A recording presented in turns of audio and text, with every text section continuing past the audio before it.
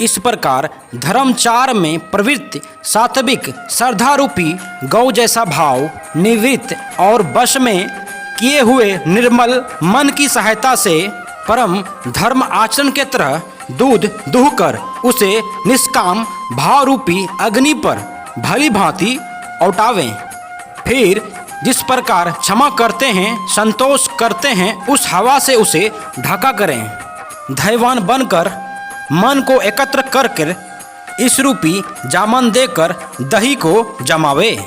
तब प्रसन्न रूपी तत्विचार रूपी माखन को दमन इंद्रियों को अपने बस में करने की तरह इस आधार पर खंभे की सहारा से सत और सुंदर बानी रूपी रस्सी लाकर उसे मथें।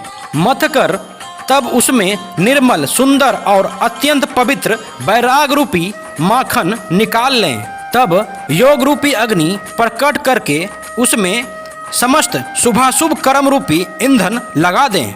उसी प्रकार सब कर्मों को योग रूपी अग्नि में भस्म कर दें। जब वैराग रूपी माखन हो, ममता रूपी जल डालें।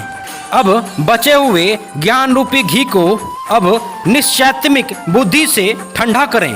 तब विज्ञान रूपनी बुद्धि उस ज्ञान रूपनी निर्मल घी को पाकर उसके चित्त रूपी दिए को भरकर समता की दीपक बनाकर उस पर उसे दृढ़ता पूर्वक रखें। जागृत, सपन और सुषुप्त तीनों अवस्थाएं और सत, रज और तम तीनों गुण रूपी कपास से तुरिया अवस्था रूपी रुई को निकालकर और फिर उसे संभाल कर उसकी सुंदर टाइट बत्ती बनावे। इस प्रकार तेज की राशि विज्ञानमय दीप को जलावें, जिसके समीप जाते ही काम, क्रोध, लोभ, मोह, मद, चित्त, अहंकार आदि सब पतंगे जल जाएं। वही ब्रह्मा है।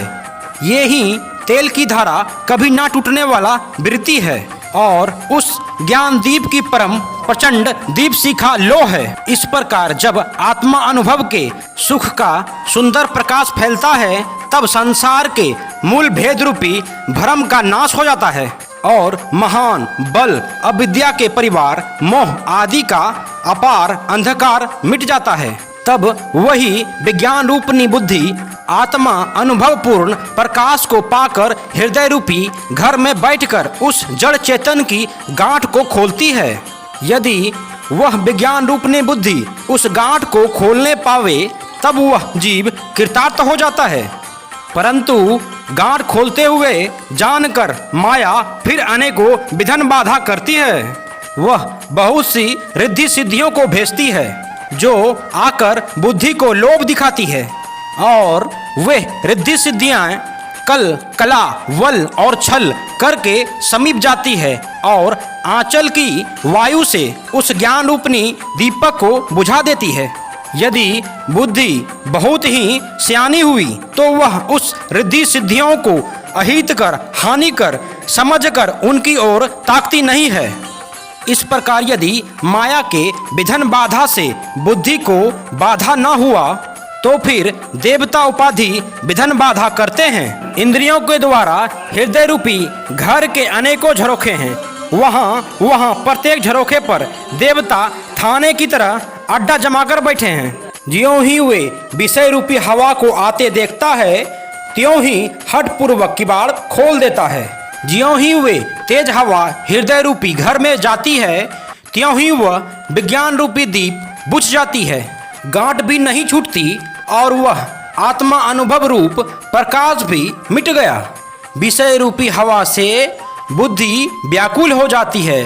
सारी किया कराया चौपट हो गया।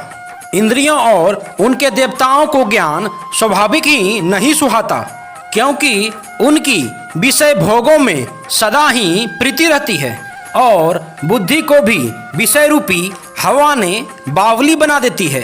तब फिर दोबारा उस ज्ञान दीपक को उस प्रकार से कौन जलावे। इस प्रकार ज्ञान दीप को बुझ जाने पर तब फिर जीव अनेकों प्रकार से जन्म मरण के चक्कर और क्लेश पाता है।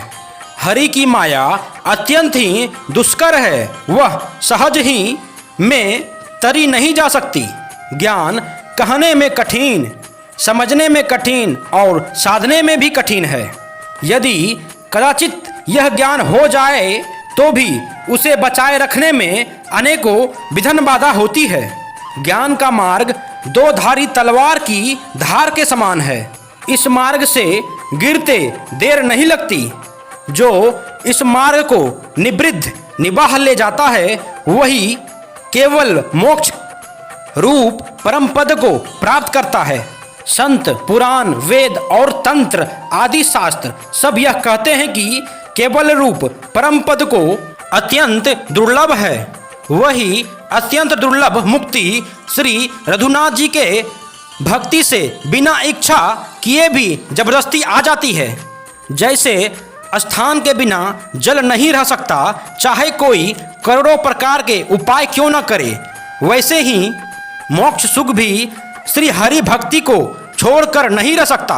ऐसे विचार कर बुद्धिमान हरि भक्त भक्ति पर लुभाए रहकर मुक्ति का तिरस्कार कर देता है। भक्ति करने से सकृति जन्म मृत्यु रूप संसार की जड़ अविद्या बिना ही यत्न और परिश्रम के अपने आप वैसे ही नष्ट हो जाते हैं जैसे भोजन किया तो जाता है तृप्त के लिए, और उस भोजन को जठार अग्नि अपने आप बिना हमारी चेष्टा के पचा डालती है।